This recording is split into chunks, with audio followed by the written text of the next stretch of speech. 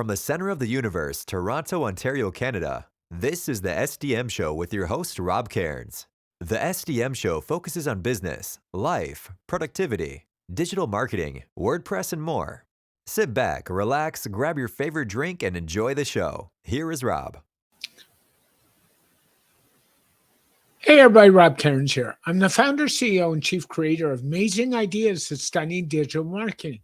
In this podcast, I have Sherry Holub with me, and we're going to talk about the business of WordPress. Sit back, relax, and enjoy the show. This podcast is sponsored by Stunning Digital Marketing, the agency that can help protect your WordPress website today. Go to stunningdigitalmarketing.com and see what we can do to help you protect your business investment. That's stunningdigitalmarketing.com.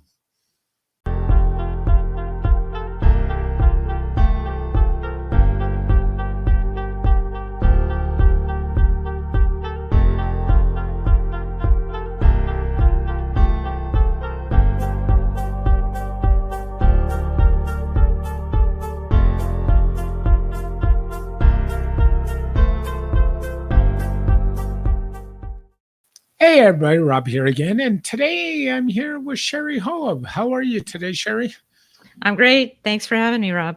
Oh, such a pleasure. It's we were talking beforehand, just getting warmed up, thinking what we need to talk to all these wonderful people about today. And I thought we'd start by share with us how you got into WordPress and your WordPress origin story.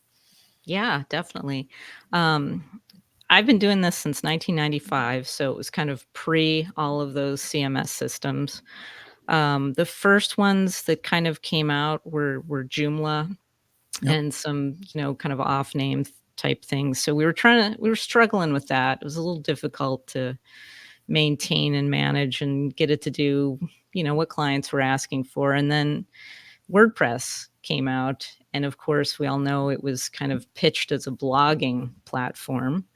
So very early days, it was, like Blogspot. So we didn't really look at it for the first couple years. And then finally, we decided to start playing around with it. And one of my programmers at the time said, yeah, I think I could make this work for a whole website and not just a blog.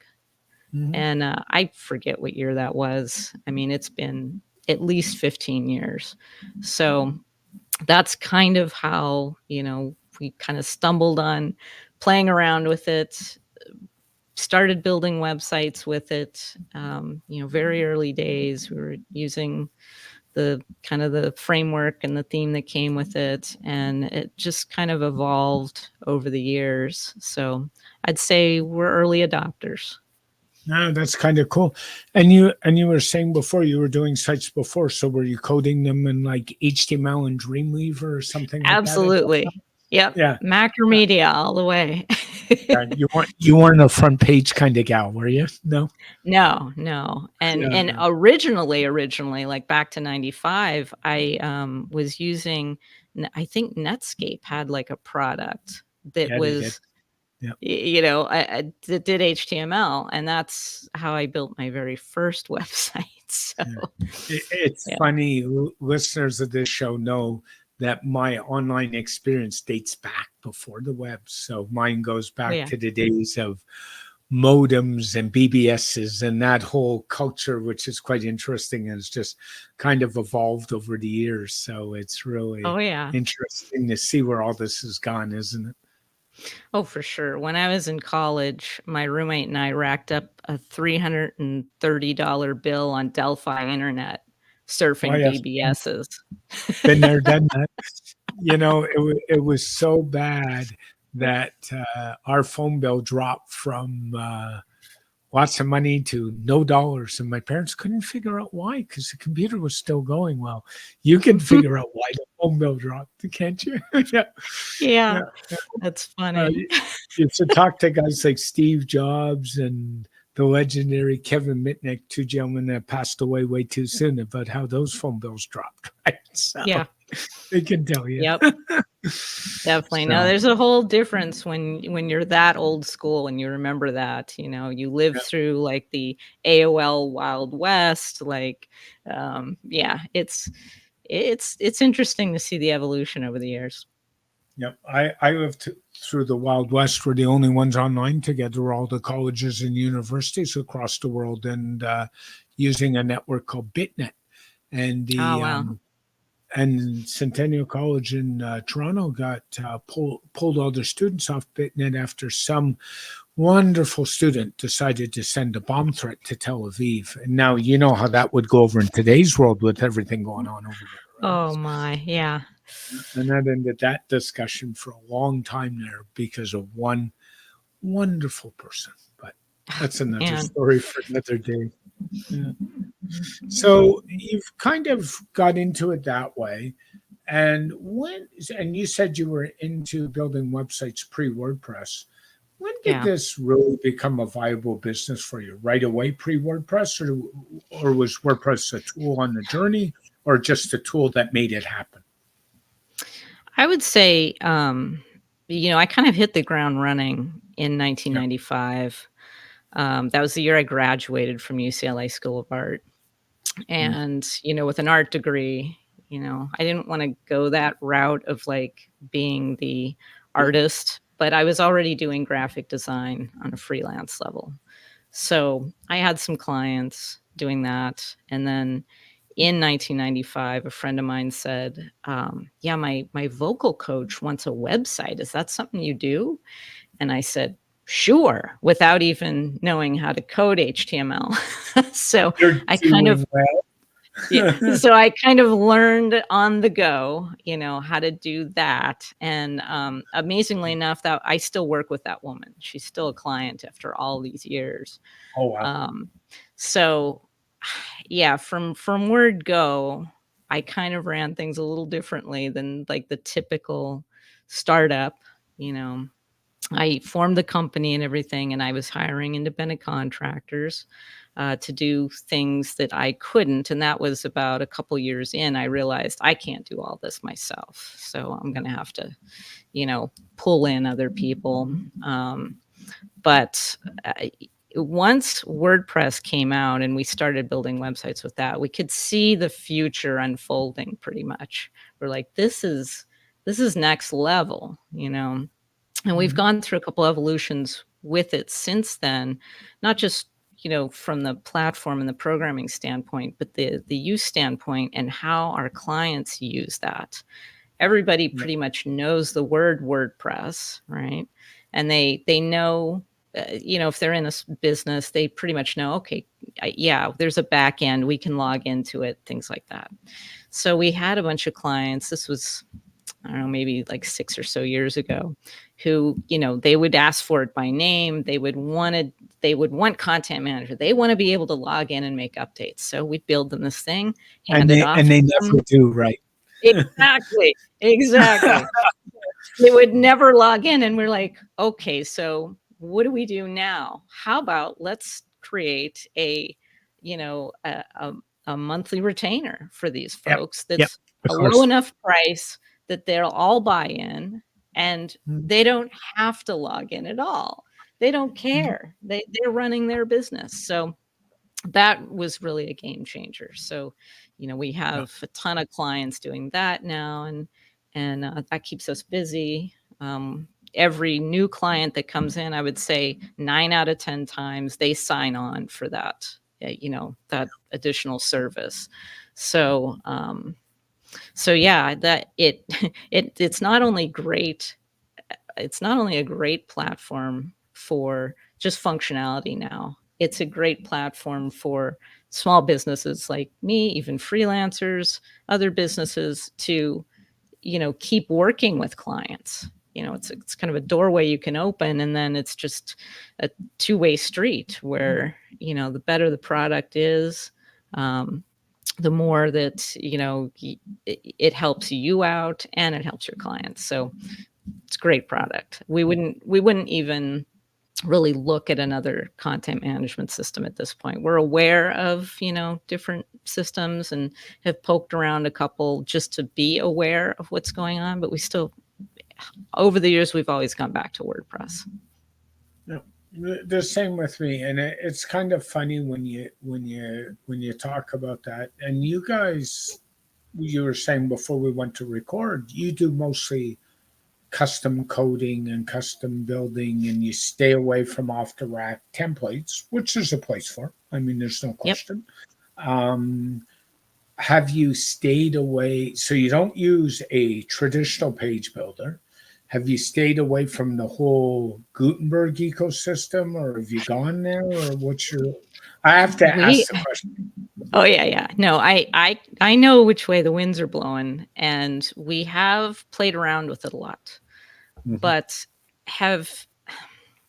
what we came up with is such a simpler user interface that when we've played around with Gutenberg blocks so far, we just can't get it to be as simple as what we've come up with. So while we're playing around with it, obviously that's the way things are going. And, we want to be on the tippy top of what's going on with the technology. But, we still think there's improvement to be made on it, especially with the UI that could make that, way better. So we're hanging back a little bit on that and keep kind of treading our own path. Yeah, it's interesting because I used a traditional page builder. I used page builders before they became traditional. Anybody remembers Headway Themes back in the day? They were unfortunately miles ahead of the time, and the community wasn't ready for it at the time. So that was part of it. And then you dipped into, we all know the Beaver builders, the Divi's, choose one. Breaks to, I'm leaving a pile out.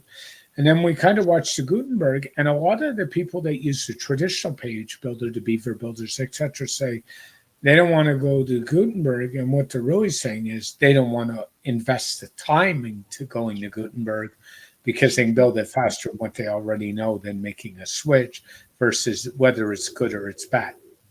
Yeah. And you're probably in the same boat, I would think, to be honest with you. Well, yeah, in a way. We're open to using it if it works as like a really great solution for us. And right now it's not. So, and we'll keep checking in on it. Right. Yeah. Yeah. Each to his own. I mean, I don't know if I've shared this with you, but I did it the hard way. I took a live site that had over 200 blog posts, my own, and moved that site away from a page builder piece by piece. Yeah, I know. Having done stuff like that, I know how it is. We've moved Squarespace sites to WordPress, and that was a headache and a half. That it had to be hand done. There was no import export that worked. Yeah, and since you've brought up Squarespace, a dirty word in our space, Wix, another dirty word in our space. Shopify, another dirty word in our space. We'll bring them all up. We'll just throw it out. That's the trio of terror right there. The reason for not using one of those is if your hosting goes bad, you have nowhere to go. Like, let's be honest, forget all the other reasons, but if the hosting goes bad, you have nowhere to go. Whereas in WordPress, if your hosting goes bad, you pick up your website and drop it on another host because your host should be your partner, not the people you pay and tell them to go away. What do you think about that? Oh, I'm in agreement there. One of my selling points for WordPress is that, as opposed to things like Squarespace and Wix and Shopify, you're on their rented land.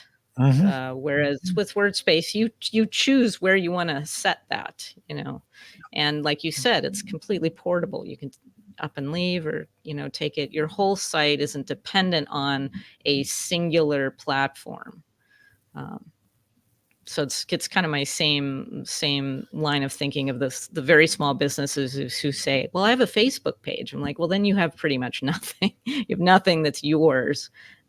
for your business. So those other, like Squarespace and everything, are very similar to that, where, if anything happened to that, or, your whole thing is gone, your website is gone, all the money and effort you spent on building that, you can't take it anywhere else. If you So decide true. that it's not working for you, which I get it, I'd say at least 50 or 60% of our clients come from that space where they've tried to build their site with Wix or Squarespace, and then they're like, I can't get it to do what I want. It's frustrating. I've spent all my weekends trying to, build this site, and I'm like, well, the bad news is that you spent all that time and you can't do anything. It's not recoverable. You can't take what you've built there and like try and apply it somewhere else. You got to start fresh. So that's something that I don't think a lot of people really realize when they get into that, and they think like, oh, this is cool. It's an all-in-one thing. I just pick this template. I run with that. I fill in my content. That's fine if that's, as far as you go with customizing or whatnot. Like I said, there's a place for everything, but for the most part, I don't recommend those type of things simply because of, all those pitfalls. Yep. Now, it's funny, in our space, everybody says, oh, you should run Woo, i.e. WooCommerce, but Woo's the new name, so we might as well get used to using it. But when you say to them, you should run CRM, so stuff like Fluent CRM or Groundhog, they say, don't do it because the website backend can't handle it. But the same people say, go and run Woo. I don't understand that thinking. And what they're really saying is you should be buying a proper host that can handle all the stuff. But that's, how's your thoughts to running things inside of WordPress? The least you can get away with, the better. Yes. Even when you're on like the most amazing host, just because of conflicts, things like that. All of these plugins and add-ons are, they're made by different people. So it's, the more you add in there, the more there's potential for something to go wrong. When it comes to WooCommerce, I mean, I do like the direction they've gone with the latest updates, where they've changed how their database, formats. Of course, getting all of the sites up to that, or it's going to be interesting, but at least it's a step in the right direction. It's more optimized than what it was running. But it's a heavy thing. You cannot run WooCommerce on a shared host at a mass market, Bluehost or something. You can't. You're just asking for trouble.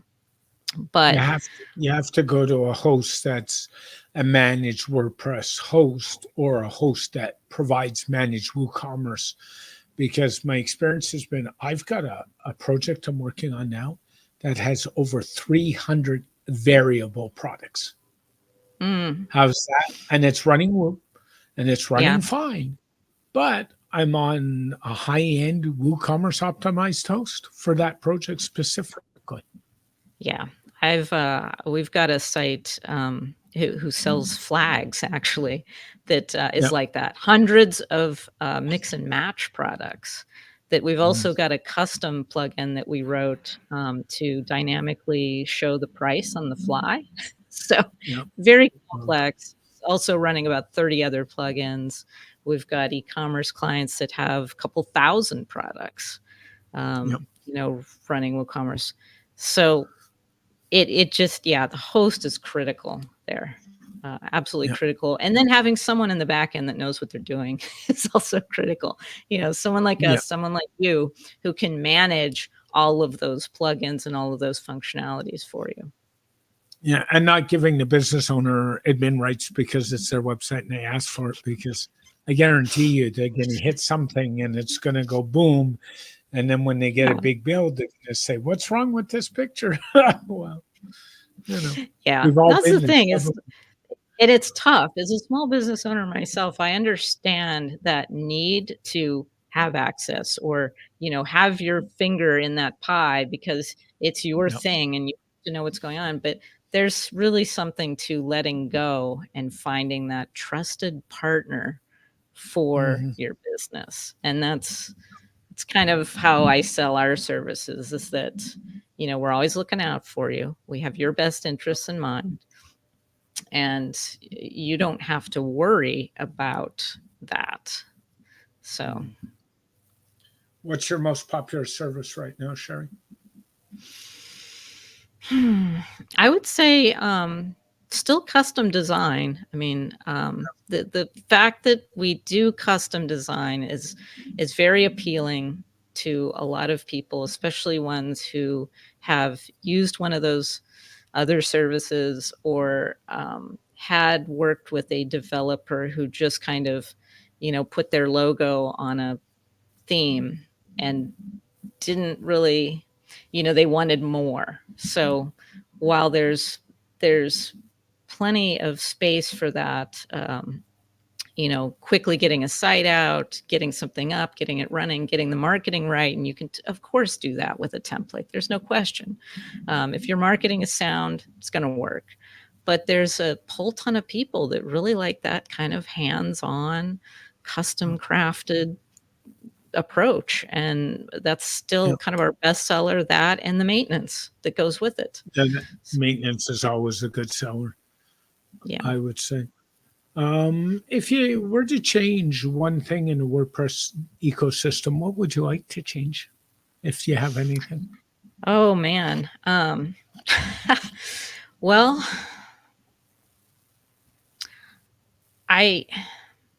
there's always room for change, and it's tough to just nail down like one thing. I mean, I could throw out there and say, like, working on the user interface for Gutenberg would be great, making that more foolproof.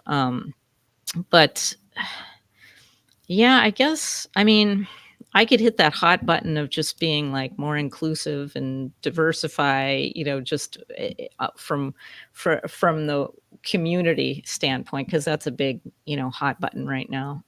And I think that's important. A lot of different voices haven't been heard and can contribute, great information and knowledge and expertise. So there's that. But I mean, as far as WordPress itself, I think the more it's used, the more it's developed, the more the internet changes, and the needs of people who are using the sites. I think they're pretty on top of changing as things need to change. So that's one of the things that kept us coming back to WordPress, is it wasn't something that seemed dead in the water. It's true. I would think in 2024, it's probably going to be the year where WordPress goes over 50% of the internet. Like, I think it's coming. Yeah. And people, I mean, that's just phantoming that, when they started, that it would go that high. But I think the acceptance level is gone that high. And I think a lot of it is being able to have control over your data and have control over where things are at, and be able to play that game instead of, if you have a Wix or Squarespace, you don't really have control over where that data sits or how it's managed, or how do you confirm if you're in Europe, to GDPR, or in the US, some of the big data privacy laws are in Canada, some of those laws. So, it gets hard. Right? So. That's a huge pitfall for Shopify. Yeah. With the data stuff. And a lot of people don't know that either. And you're tied to their e-commerce platform typically. So you can't change their payment processor. Well, you can, but then they say we're going to charge you 2% more if you do. Right. So so most people choose no, we're going to just, use yours. So yeah. So there's that. If you had a crystal ball, and we've talked about change a little bit, what would you like to see sooner than later? Like, if you could wave a magic wand and say, fix this now, what is it? When it comes to WordPress, or just? Yeah, just generally. I would, going back to, what we've been talking about with the hosting, I would really like for WordPress itself to mention more about, like, requirements of hosts, Okay. you know, just because that would solve so many problems for not just developers, but for the people using the sites, for the companies, the small businesses, the nonprofits. When they're at that better host, things are going to run so much smoother. But, we have so many of the hosts saying, yeah, just one-click WordPress, one-click install from cPanel from our $1.99 a month hosting, and it gives people this false sense that they can just, run that. But And by yeah, the it's going to way, be, that would be tough. and host should not be your email provider. Let's get that established right away. There's Yeah. In my prior life in healthcare, one of the things I did was exchange administration. Mm, And I said to somebody this morning, I don't care to run email hosting if you like. So one of the things I say is, I will not manage your email. I suggest you go manage your email somewhere else. But if you choose to manage your email from your web host, you are on your own. I am not. yeah. I mean, Google's got workspaces. Microsoft's got their own email hosted. If you want to go there, my email host of choice is an Australian company called Fastmail. They're privacy based. There's a couple other solutions like that, but hosts aren't good email providers. No, that's a clear case of, the jack of all trades, master of none. When the hosts That's, start doing everything, yeah, and I'm the same way. I mean, my email policy is that, look, that's not our forte. We, our host doesn't do email. Of course, they're strictly hosting. good. But they will help set up somebody with a Google or a Microsoft, whatever they're calling it these days, Office or whatnot. They'll help set it up for you, but running it and any kind of technical issues, you have to go to Microsoft or you have to go to Google and hit them up about it. It's just not in my wheelhouse at all. Yeah. Has your agency jumped into the world of AI, or have you avoided it like the plague? That's another kind of interesting topic, the AI thing. And Oh yeah. it's my personal viewpoint of it, and I've seen all the Terminator movies, so I know how AI can be interpreted to the extreme. But Yeah. I think it's a tool just like anything else, Yep. But when it comes to the specific services we provide, custom design, custom copywriting, custom logo, everything is custom. It doesn't really fit in that box for that, but could still use it as a tool for like ideas or prompts, and the way people have been using things like ChatGPT or Bard or any of the other ones out there have been Yep. really fascinating to me, even on a personal level. I saw somebody put in, give me some gluten-free recipes for the whole week, or a meal plan for the whole week, Oh, and it spat out something, things yep. like that. It's a great tool for that. I just don't believe in, just pushing the button to generate content. Um, Mm. like full stop, like you don't change it at all. I think that there's a clear need that a human has to also interact with that in some fashion. I would agree, but many of us have been using AI in terms of Photoshop buttons for years. Many of Oh us have yeah. been using AI in a service called Grammarly. I mean, Yeah, Grammarly. Grammarly's Yeah, AI they weren't based. calling it AI at the time until it got really popular. So Now it's now it's AI. all AI. Yeah. Yeah. So there's a lot going on in that space, and the other thing is the whole thing around copyright. The courts have ruled and Yeah. are now being appealed on what goes on, and so on and so forth. So that's I don't think Getty Images is very happy with AI today. No, no. And I mean, since I have that art background, There's that angle too, where I'm like, there is still something about somebody who actually paints a picture or, crafts something from scratch. But that's a whole other, that's a whole other world pretty much now. Like there's that, there's in between, and then there's full AI, and there's different applications and uses for each one. And again, there's room enough for all of it, but comes down to personal choice and whether it'll really work for, the kind of marketing that humans can come up with all on their own remains to be seen. Even the Beatles figured out the world of AI, right? They put out a song that went to #1, all AI generated. Yeah, no, that's pretty recent too. Yep. Just one, I hate to say it, one of many probably. I mean, it's going to happen more and more, I think. Yeah. The thing I think that is going to be weird is when you can't detect like what if that was and we're already there, where we are. It's like for most of the part, since I've been using Photoshop, since Photoshop came out, I can tell like, okay, was this done by somebody or was this one of those AI things? And usually I can tell just because there's something not real about it. There's just something more fantastical about it. But yeah, I mean, we're in that world now. We're having to deal with, even with when it comes to news media and stuff, things like that can be news media is a whole new ballgame. Yeah. So use it. It's insanely influential, and it can be used for good or bad. Yeah.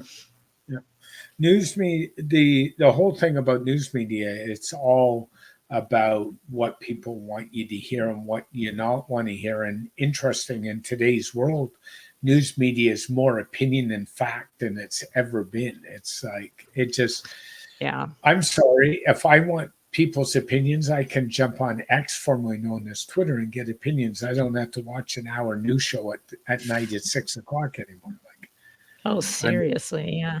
And I don't know if anybody's noticed, but the time this record, the Canadian government and Google just settled for $100 million a year to traditional news media outlets so Google can keep sharing Canadian news on their platform. Wow.